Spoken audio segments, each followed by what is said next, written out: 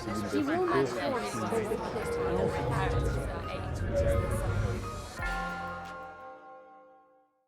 the big idea introduced yesterday was that of a quantum amplitude, a complex number whose mod square gives you the probability for the outcome of some experiment, some measurement.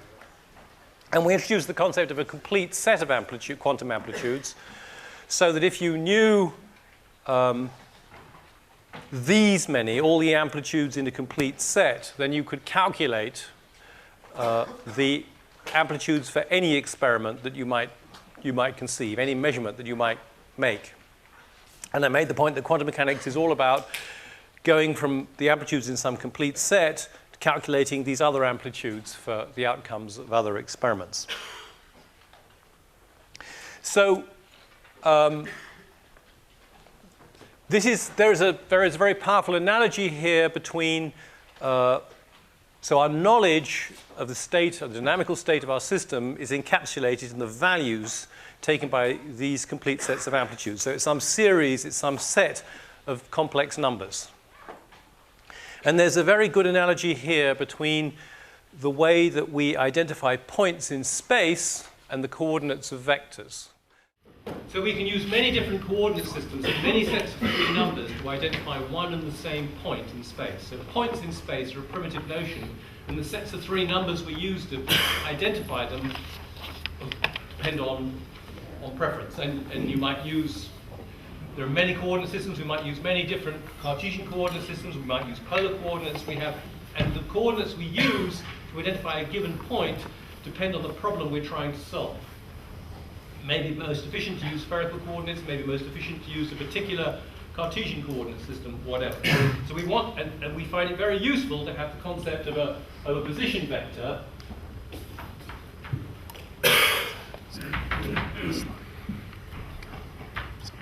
R, which we understand to be x, y, z. It's a set of three numbers. But it's more than a set of three numbers. It's really an equivalence class of sets of three numbers, because every different coordinate system would have a different set of three numbers, all for the same point. So Dirac introduced the concept of a ket of psi. So this symbol effectively characterizes the symbol stands for the state of our system, the dynamical state of our system, and you can think of it, it symbolically stands for A1, we have a new one, right? So it stands for A1, A2, A3, A4, dot, dot, right? So we don't know how many quantum amplitudes we need in order to characterize our system, so it just goes dot, dot, dot. But the power of the notation is the power that we get from position vectors. Instead of writing all this, if we write all this stuff down, then we are committing ourselves to a particular coordinates, to a particular coordinate system, if you like, to a particular set of complete amplitudes. Whereas what we really want to do is focus on the dynamical state of our system. This is the dynamical state of our system. We might find it convenient to use the amplitudes to find the different possible energies. We might find it convenient to use instead the amplitudes for the different possible measurements of the momentum or the position or whatever. We leave that flexible by using excuse me, there we go, by using this symbol said ket. And of course that is the back end of bracket. We will have bras in a moment. Okay, now we know what it is. We can, if we have got two kets, supposing this stands for, this is another dynamical state of the system, and let it be defined, let it be in some particular system, let it be these numbers, B1, B2, B3, etc. Then, because we know what it is to add amplitudes, indeed we know we're under orders to add amplitudes when something can happen by two different routes, it makes sense to define the object. We know what this object is. It is A1 plus B1, comma, A2 plus B2 to comma, and so on. So if you add two kets, that says the dynamical state of the system, which is described by the amplitude, the first amplitude being the sum of the amplitudes from the individual bits, the second amplitude being the sum of the amplitudes, the second amplitudes for the individual bits, and so on, right?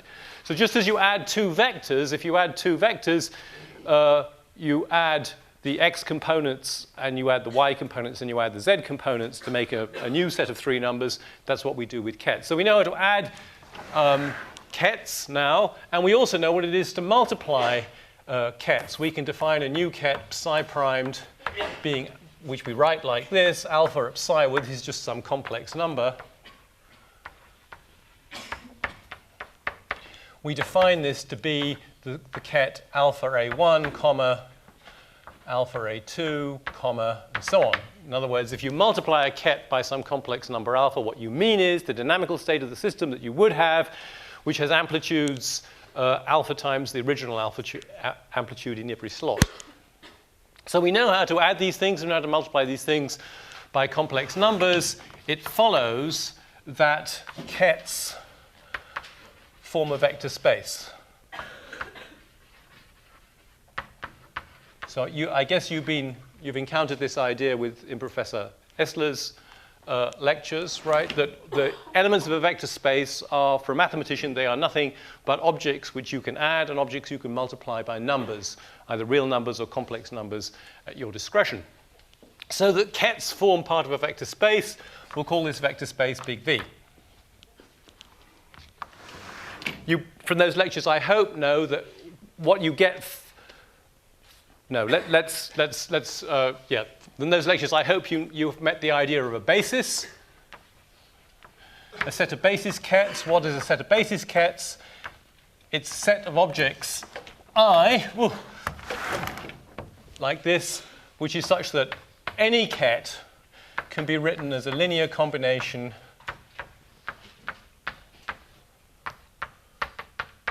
to whatever you need. It's a set of kets such that any ket, for example, the dynamical state of our system, can be written as a linear combination of these kets, right? Then we have the idea of an adjoint space. I hope I'm just reminding you of stuff that you've already met. If we consider the linear, we are going to be very interested in the linear complex valued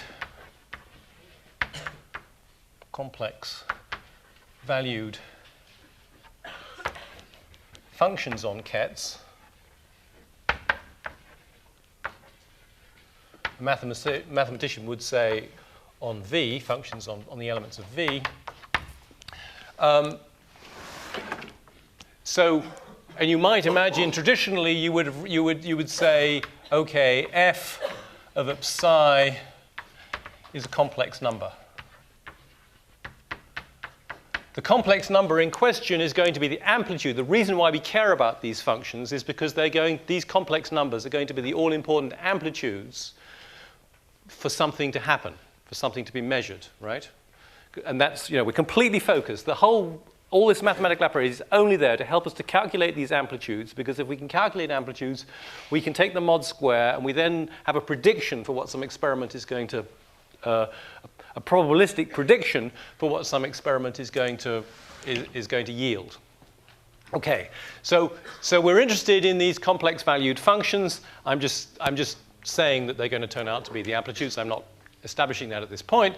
And the thing is, we don't actually use this notation. The notation we use is this, but these mean the same thing. Bracket opening, sort of angular bracket opening this way, f of psi. This thing here means the function f evaluated on psi means that it is a complex number. It is going to be interpreted as an amplitude for something to happen. And this gives us the idea of saying that f, so this thing is a function, a linear complex valued function, is called the bra f. So we've got kets, which define dynamical states of our system, and we've got bras, which are functions on the dynamical states of the system which extract the all-important amplitudes. The kets form a vector space.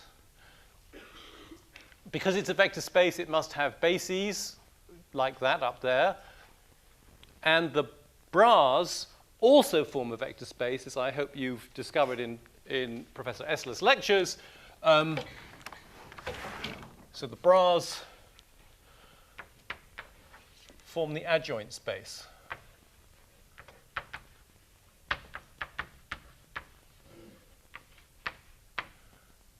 Often called V-primed. Why do they form a vector space? Because I know what it is to add two bras. If you give me a bra F and a bra G, I can form a new bra. Let's call it H for originality. Right?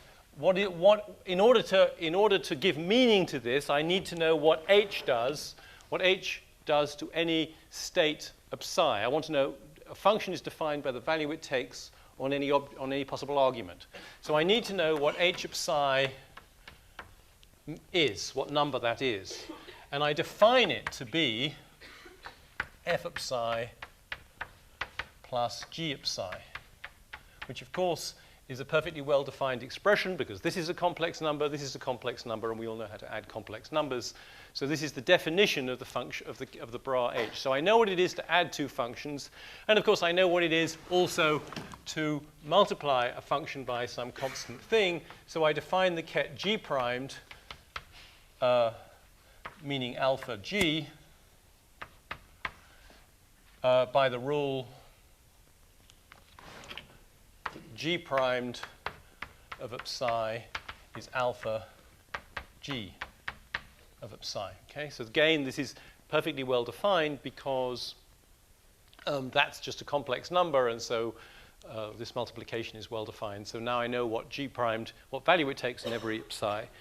So this is the point that this is the basic principle that establishes that the functions, the linear complex valued functions on a vector space form a vector space, the adjoint space. And we're going to be working extensively with both the kets and the bras. The only other thing that we need to remind ourselves is that the dimension of the adjoint space is equal to the dimension of the space itself. And so if we, and how do we define this? We have a well, we prove.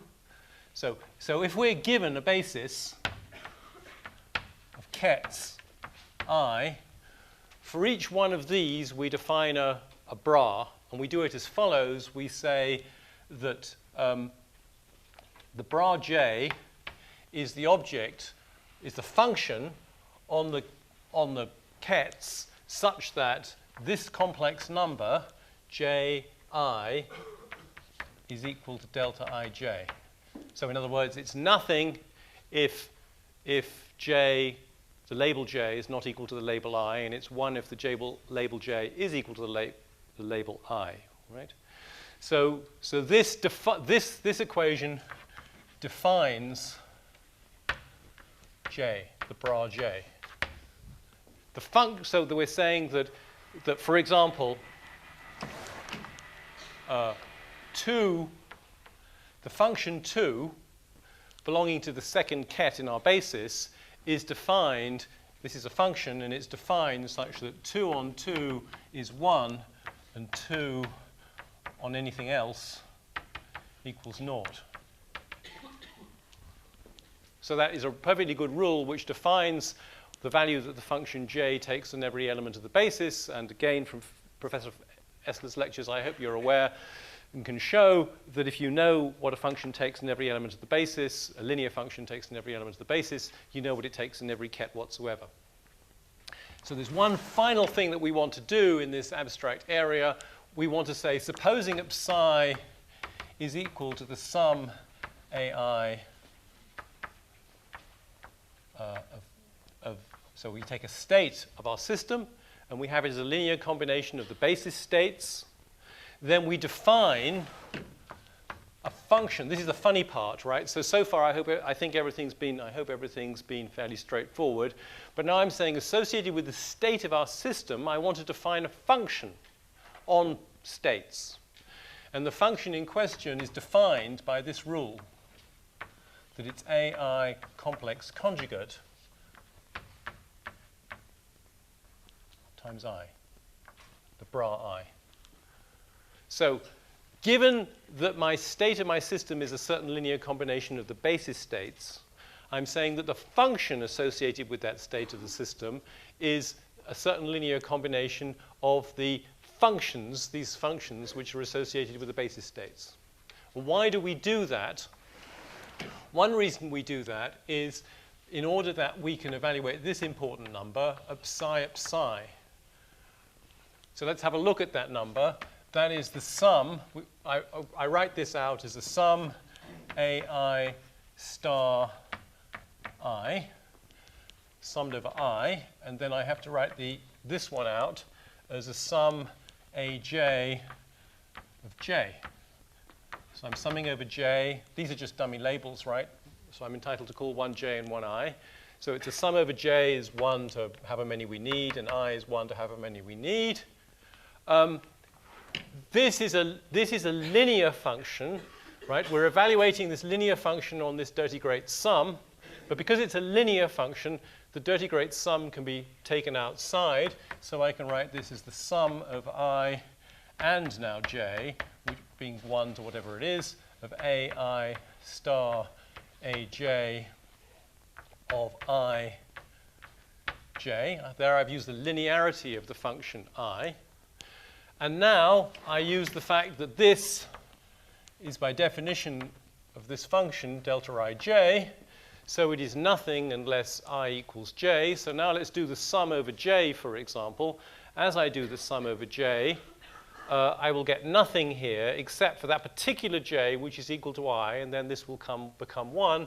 So this becomes the sum of ai star ai.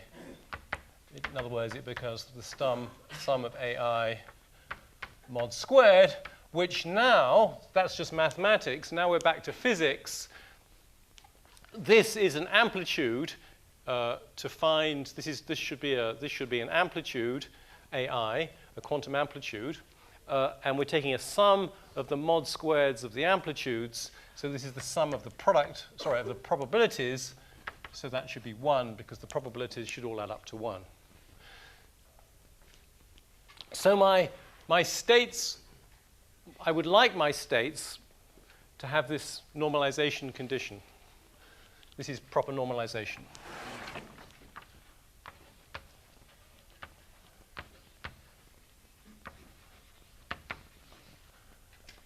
Is that the state times its bra should come to 1, not any other complex number, that particular complex number, 1. Okay, so that's the basic principles of Dirac notation. And now let's just talk about the energy. Let's have a look at this better understanding of what this physically means by looking at the energy representation.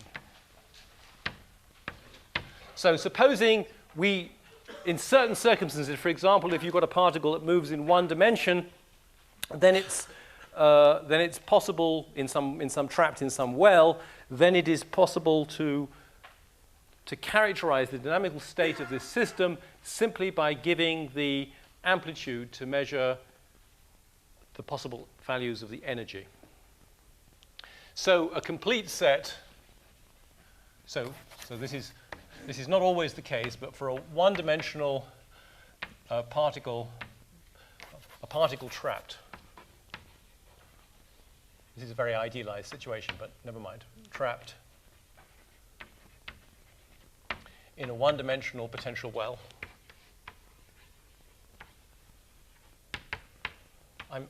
We will see that, and I'm asserting for the moment that the AI form a complete set of amplitudes.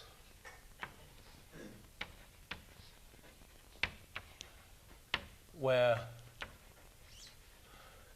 AI mod squared is the probability of measuring the ith energy, the ith allowed energy, right? So the energy, in this case, when we have our particle trapped inside a potential well, has a discrete spectrum, Remember, we introduced the idea of a spectrum. Those are the possible values of your measurement. You can only measure a discrete set of numbers. They're called EI. There's a probability that if I would measure the energy, I would find the energy to be EI. That's this mod square. And a complete characterization of the system, complete dynamical information, is provided by knowing not only these probabilities, but actually the amplitudes themselves. So you can think of psi as a vector formed by these amplitudes. Now, let's write that psi, the state of our system, is equal. Let's be given some basis, and let's write that it's equal to AI I summed over I.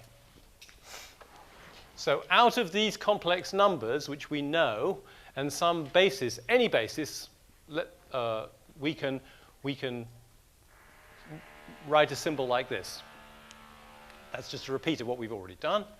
And now let's ask ourselves, what are the meaning? What's the physical meaning of these states? This is expressing my actual state of the system as a linear combination of some states of the system that we've conjured out of nowhere. Right? But each one of these is, according to our formalism, corresponds to a complete set of amplitudes. It's a state of the system. Now let's find out what these ones mean in this context. Suppose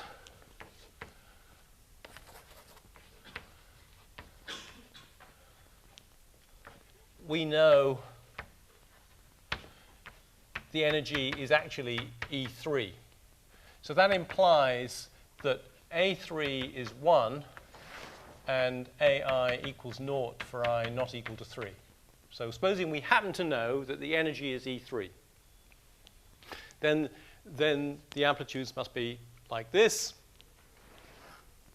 And what does that mean? That means that psi, the state of our system, is actually equal to 3, because in this sum, there's only going to be one non-vanishing term, and that will be A3, namely 1 times 3. So that tells us that this state 3 is actually the state of definitely having energy E3, and similarly for all the other ones. So a better notation, or a clearer notation, is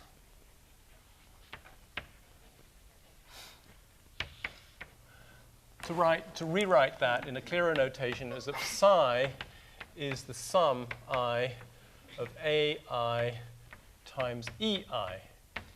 This makes it clear what we've just established, that the thing I is actually the quantum state of definitely having energy EI. So we've discovered the physical meaning of those abstract basis vectors when these are the amplitudes to measure the different energies. And this is called the energy representation, right? This is the energy representation. This is when we express the state of our system as a linear combination of states of well-defined energy. This representation plays an enormously important role in quantum mechanics, because it's by going to this representation for mathematical reasons, going to this representation is how we solve the time evolution equation. In other words, we solve the quantum analogues of Newton's laws of motion. It's also, as we will find, a very abstract representation, in the sense that, and this may surprise you, no physical system ever has well-defined energy. So these quantum states are in fact unrealizable in the real world. So this expresses a realizable state of affairs as a linear combination of states that you can never actually find anything in. But it's of enormous technical and mathematical importance. Let's talk now about something, and we'll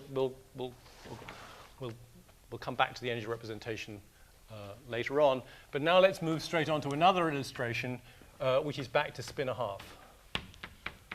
So I said that elementary particles are these tiny gyros, that the rate at which they spin never changes, but the direction in which the spin is oriented does change. I made the point yesterday that though you can know for certain the result of measuring the spin in one particular direction, for example, the component of the spin parallel to the z-axis, you cannot know the direction in which the thing is spinning, because even when you've measured the component parallel to the z-axis with precision, you're in deep ignorance about the value of the spin parallel to the x-axis or the y-axis. You only know it does have spin in those directions, but you do not know the sign of this. You do not know how much spin is along x or along y. But a complete so for S, so if we measure the spin along the z-axis, and I'm going to say that this is now plus or minus a half. Now, yesterday I had an h-bar here in some sense. I was using a slightly different notation, but I had an h-bar there. The angular momentum, h-bar has dimensions of angular momentum. So the angular momentum, what this means is that if Sz is plus a half, that means the angular momentum in the z direction is plus a half h-bar. But it turns out to be convenient to leave off the h-bar when talking about the so-called spin of Sz, partly because you'll see that spin in quantum mechanics really has a slightly dimensionless being, and partly because we don't want to write any more h-bars than we have to. It's just economical.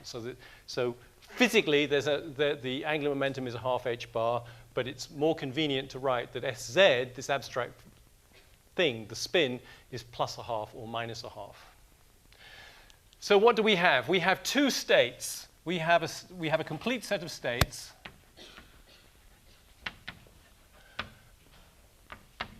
formed by plus and minus. Okay, so this is the state in which I'm certain, if I measure the spin parallel to the z-axis, that I'm going to get the value a half, and this is the one where I'm certain to get minus a half.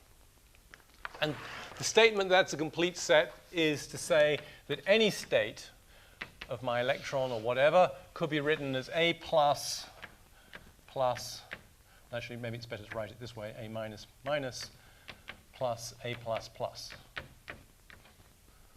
So since this is a nice easy case, there are only two components to our ket, A minus and A plus, and in just the same way that I might in ordinary vectors write that R is equal to, or the vector A, let's say, or B perhaps is better, B is equal to Bx Ex plus By Ey plus Bz Ez. Don't need a bracket, do I? No. Where here I've got three real numbers, Bx, By, and Bz, which are the components of B in some particular coordinate system. So here I'm saying the state of our electron could be written as a linear combination of this basis vector and this basis vector. So these kind of map across here. But this is a simpler case insofar as I've only got two components, A minus and A plus, rather than three components. So that's the analogy. Okay. Now we need to anticipate a formula. So what I claimed earlier was that if you know what A minus and A plus are, what those amplitudes are to find the spin in the z direction, either up or down, then you can calculate the amplitude to find the spin in any other direction, either parallel to that direction or anti-parallel to that direction. Okay, that's what I claimed. And now I'm going to quote a result which we will arrive at later, but we have to take it on trust for the moment. So the state, if we have a unit vector n, so let n is a unit vector, and it's in the direction theta and phi, right? These are regular polar coordinates which are defining a direction by pointing to a place on the unit sphere, and let n be the unit vector that points in that direction.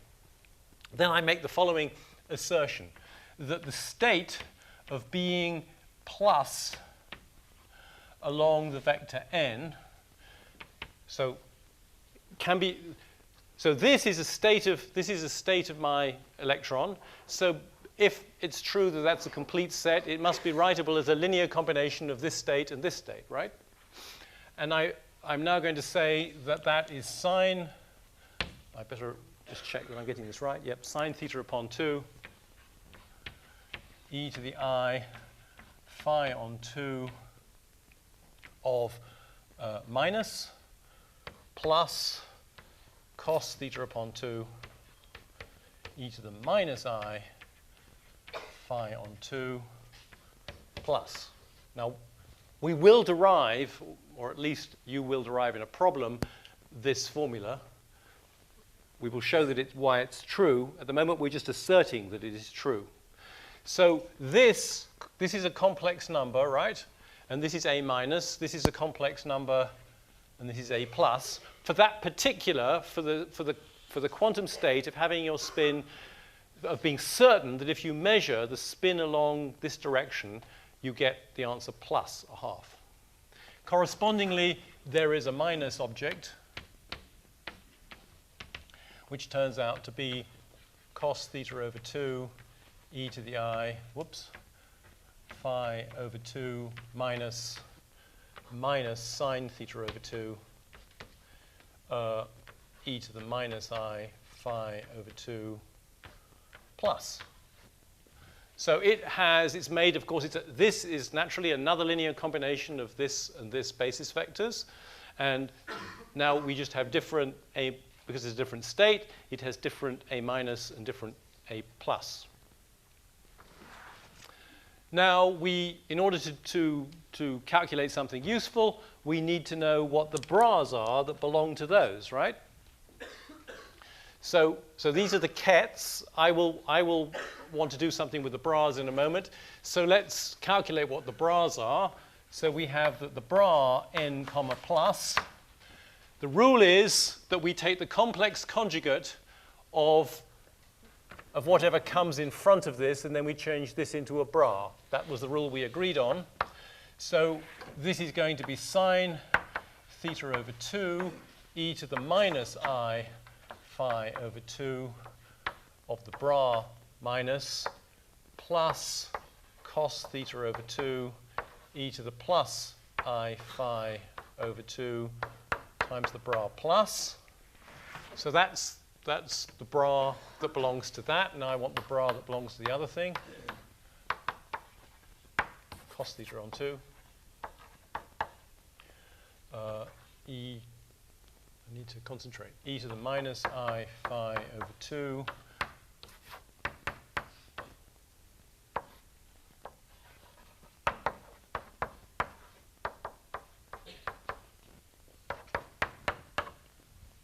So there's a bit of practice in taking taking an adjoint, calculating the adjoint that belongs to a vector, a ket. Now what do we want to do? So let's calculate. Let's suppose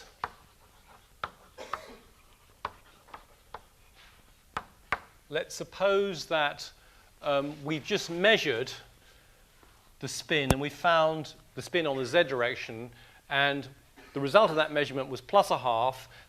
In that case, what we will know is that the state of our electron is actually plus. Let's just suppose we've made the relevant measurement, and that's the bottom line. So what we want to find now is the amplitude that if I would measure the spin along n, I would find that it was plus on n.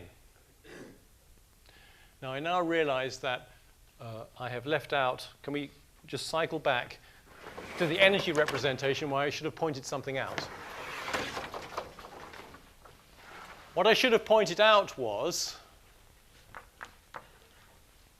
from this expression here, well, perhaps it would be better to be done here. Let us point out at this point a very simple fact, that if I multiply this equation through by the bra Ej, so if I do Ej times this equation, what that means is that I'm going to evaluate the function Ej on both sides of the equation, then what am I going to discover? I'm going to discover that Ej up psi is equal to Aj. Why is that? Because, well, Ej up psi is obviously what appears on the left. What appears on the right is Ej times all this stuff. But Ej being a linear function, Ej pops inside here and meets that. These are two basis vectors, so they have delta Ij for their Ej on this Ei produces delta Ij. So when I get a delta Ij. When I do the sum over I, all that survives is Aj. Now, this is a fabulously, I should have pointed this out, it's an obvious equation, but it's fabulously important, and it tells us really why we're interested in these animals here, because it means that given a state of my system, it enables me to recover the amplitude for measuring Ej out of the state of the system. The rule is to get the amplitude for something, take the state of your system and bra through by the bra associated with the result, the interesting result of your measurement. In this case, Ej. So the amplitude to find that the energy is Ej is just Ej bra'd into the state of our system. So when I come back to this problem here, I want to know the amplitude to measure plus on n. So what I need to do is to calculate this by that principle.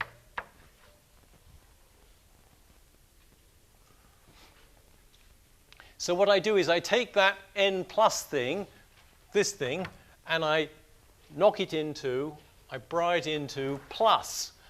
That will produce me a minus plus here, which vanishes, and a plus plus here, which is the number 1. So I simply extract this. So this turns out to be cos theta over 2 e to the I phi over 2.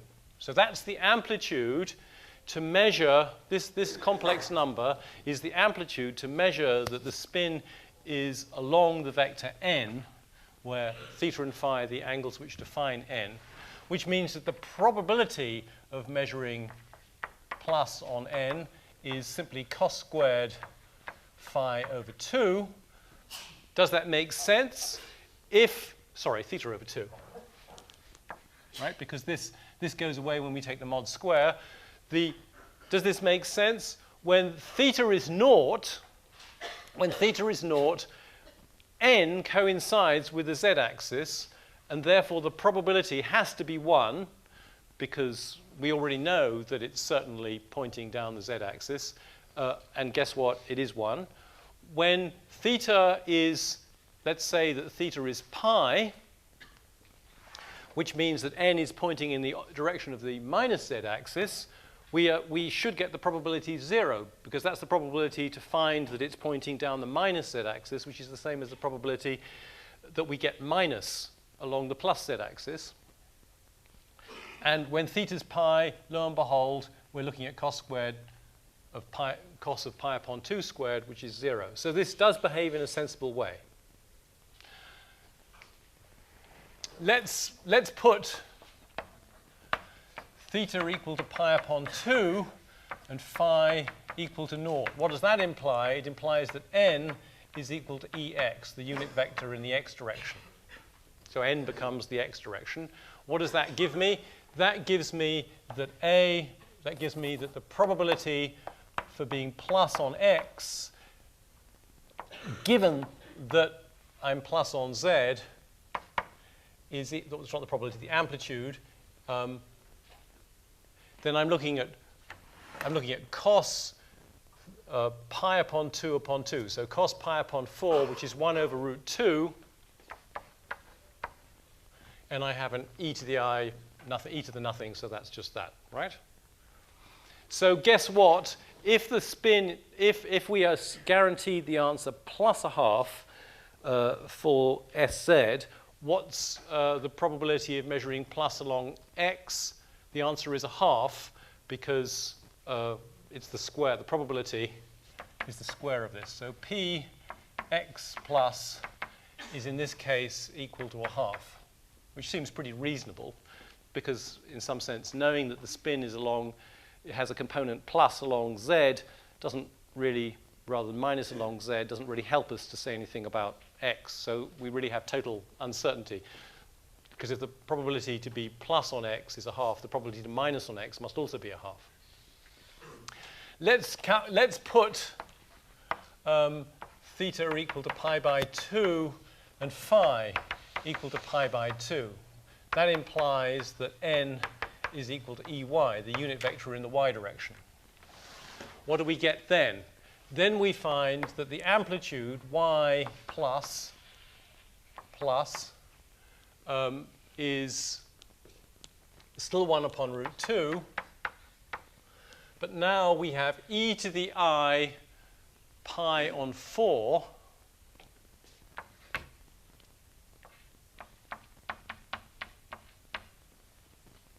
so the amplitude is now genuinely a complex number, whereas in the x case it was a real number.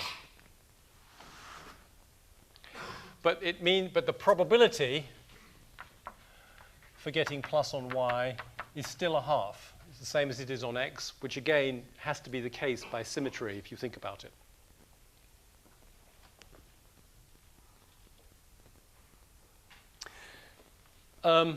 If we calculate the corresponding negative amplitudes, let's calculate x minus the probability. Let's find the amplitude that it's pointing minus on x.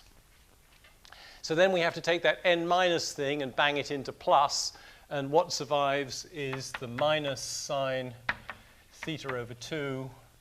Well,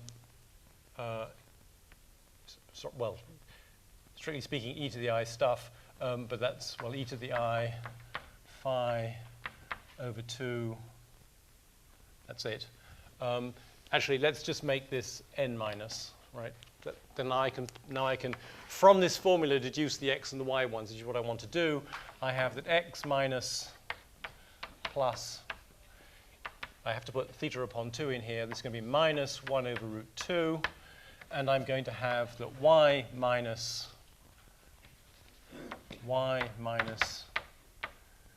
plus is going to be, so in that case, I'll have a 1 over root 2 here. I'll have minus 1 over root 2. And then here, I'll have an e to the I pi upon 4.